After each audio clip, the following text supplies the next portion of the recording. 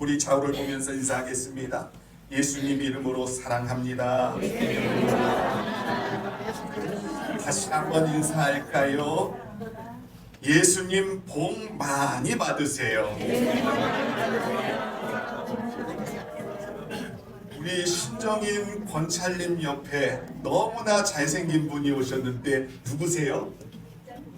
네? 동료. 감사합니다. 하나님의 귀한 은혜와 은총이 우리 장원 순복음교회에 넘쳐나기를 예수 이름으로 축원합니다. 하나님의 말씀은 생명이 있습니다. 죽어있는 말씀이 아니라 살아있는 말씀입니다.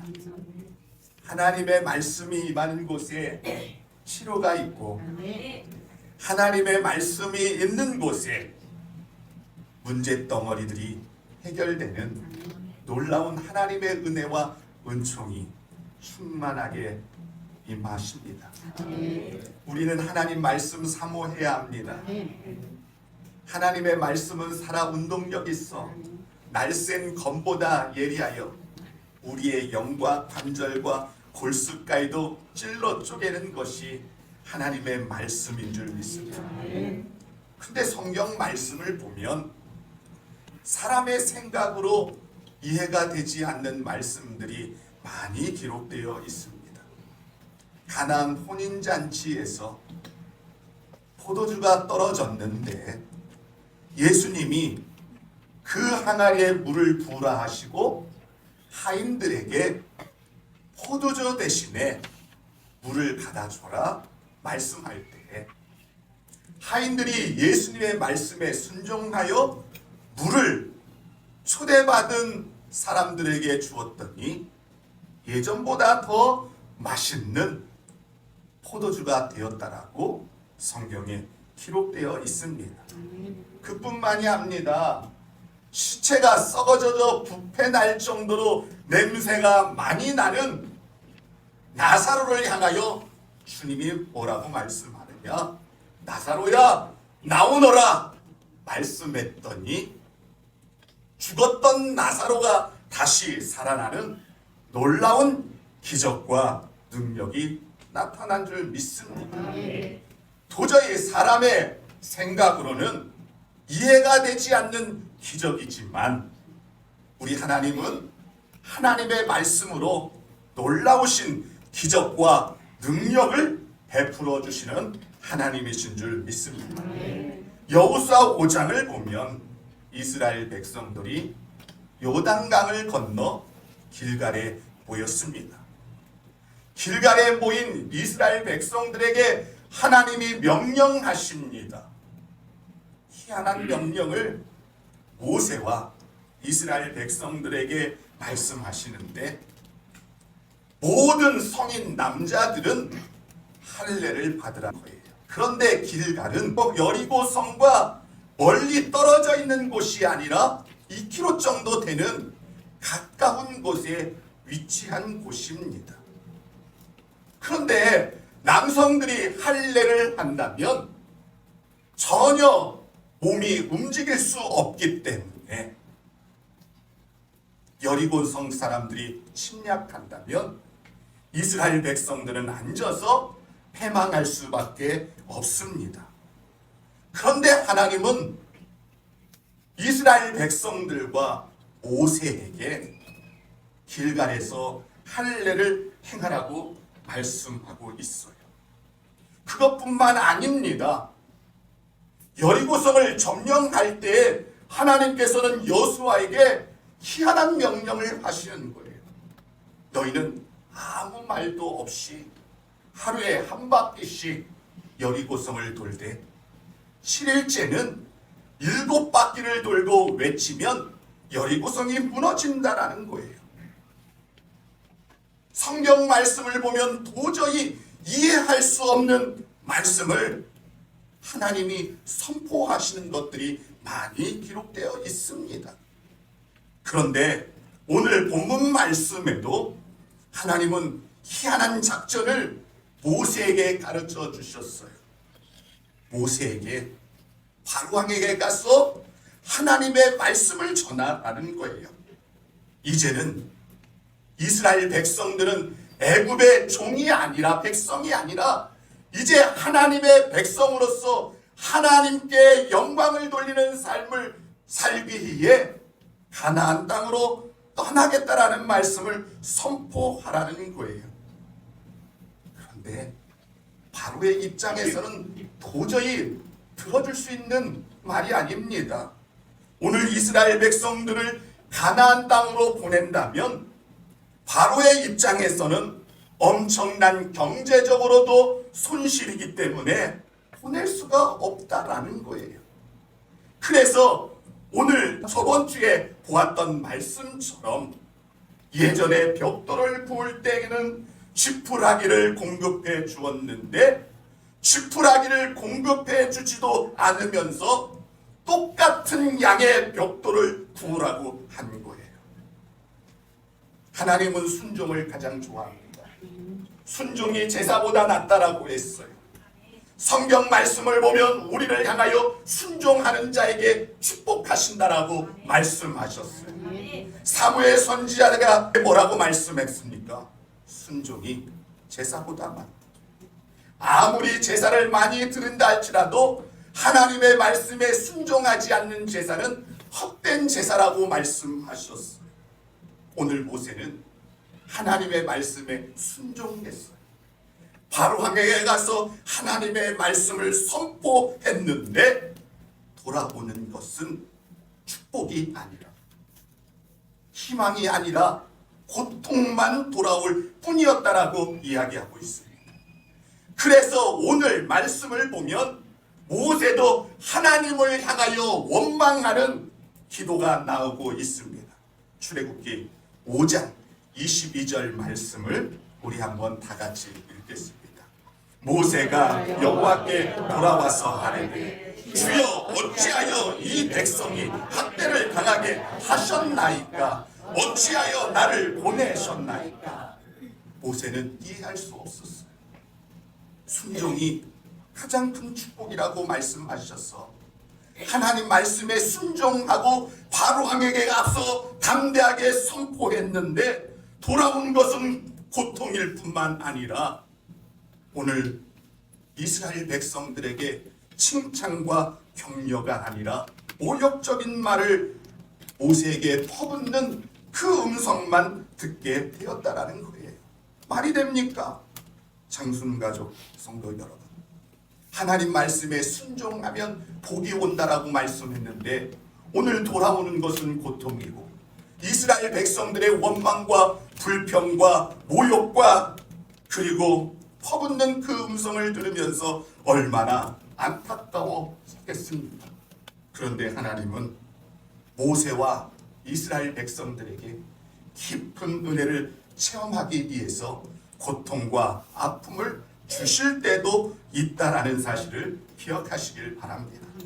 이스라엘 백성들은 430년 동안 종살이하면서 하나님의 거룩한 백성이었지만 하나님을 알지 못했어요. 하나님이 어떤 하나님이신지를 몰랐어요. 과거에 족장들을 통하여 하나님이 역사해 주셨는데 이스라엘 백성들은 430년 동안 종살이하면서 하나님이 어떤 하나님이신가를 전혀 잃어버린 채 살고 있었다는 것입니다. 하나님은 그 고통과 아픔을 통해서 하나님이 어떤 존재인가를 가르쳐 주시기 위한 고통과 아픔이었다는 사실을 기억하시길 바랍니다. 그래서 호세아 선지자의 말씀을 보면 하나님에 대한 지식이 없는 자는 망한다라고 했습니다.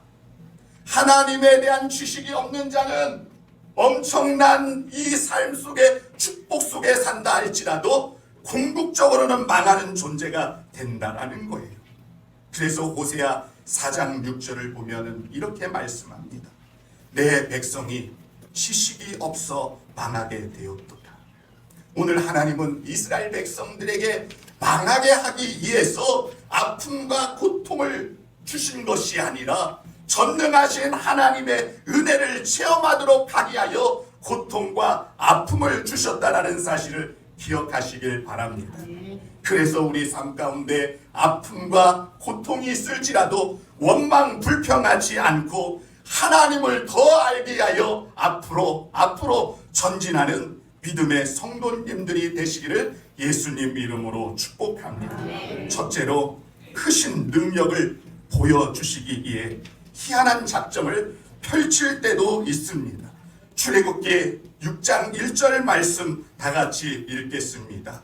여호와께서 모세에게 이르시되 이제 내가 바로에게 하는 일을 내가 보리라. 강한 손을 도함으로 바로가 그들을 보내리라. 강한 손을 도함으로 바로가 그들을 그 땅에서 쫓아내리라. 하나님은 강한 손길로 이스라엘 백성들에게 구원의 은혜를 베풀어 주시기를 원했습니다.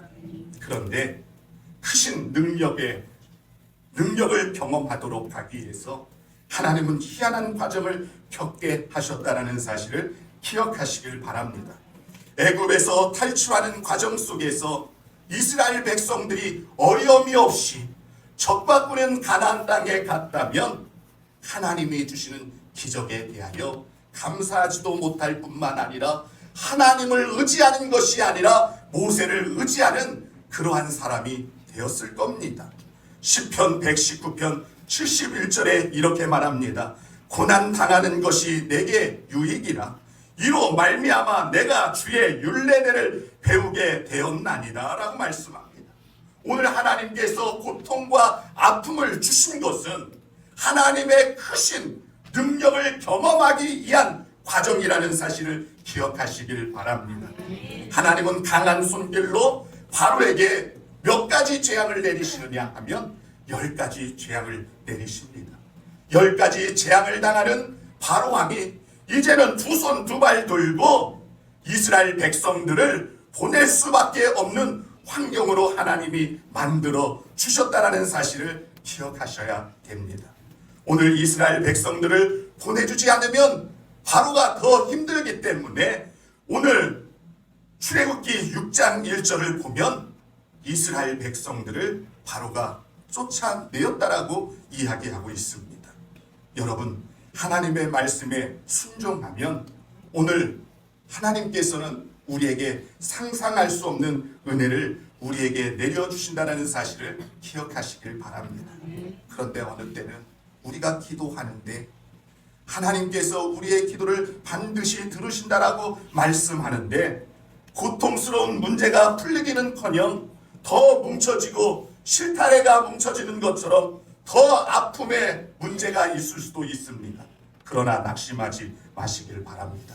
하나님은 반드시 은혜를 내려주시고 어둠이 깊을수록 새벽이 반드시 찾아오는 것처럼 하나님께서는 큰 은혜와 기적을 우리에게 베풀어 주신다는 사실을 기억하시면서 하나님 앞에 늘 감사하며 살아가는 믿음의 성도님들이 되시기를 예수님 이름으로 축복합니다. 둘째로 하나님은 약속을 지키시는 하나님이십니다.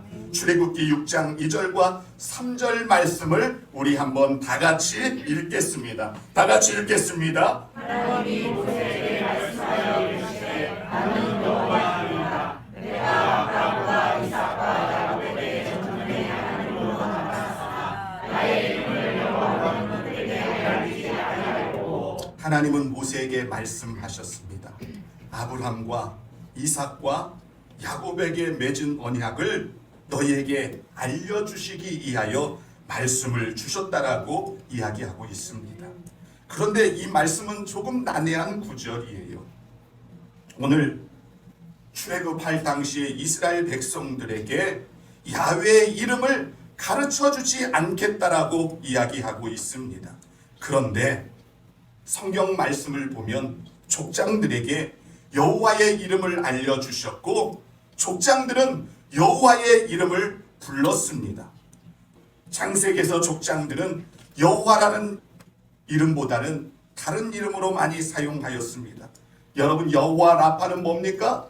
나는 치료하는 하나님. 그리고 야훼 샬롬은 나에게 평강을 주시는 하나님. 그리고 야훼 니시는 뭡니까? 승리를 주시는 하나님. 오늘 본문 말씀에 나오는 하나님은 엘사다이 하나님의 이름을 사용하고 있다라는 거예요. 여러분, 엘사다이라는 이름이 뭘까요? 엘사다이란 전능하신 창조주 하나님이라는 의미를 가지고 있습니다. 오늘 조상들이 믿었던 아브라함과 이삭과 야곱이 믿었던 하나님은 전능하신 창조주 하나님을 믿은 줄 믿습니다. 그런데 2절과 3절에서 오늘 이스라엘 백성들에게 전능하신 창조주 하나님을 알지 못하도록 하겠다라는 말씀은 오늘 이스라엘 백성들이 가나안 땅에 살면서도 그 엘사다이 하나님을 알지 못하면서 살았다라는 거예요. 그래서 하나님은 이스라엘 백성들에게 오늘 전능하신 하나님의 이름을 가르쳐 주시기 위하여 아브라함과 이삭과 야곱에게 맺은 언약을 다시 한번 가르쳐 주고 있다라는 사실을 기억하시길 바랍니다. 아브라함은 갈대아 우르에 살고 있었습니다.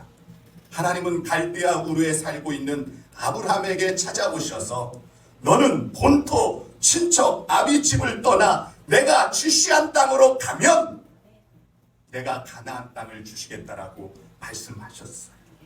험난한 여정 속에서도 하나님의 약속의 말씀을 믿었더니 오늘 적과 꾸는 가나안 땅을 아브라함이 차지할 수 있는 은혜를 내려주신 줄 믿습니다.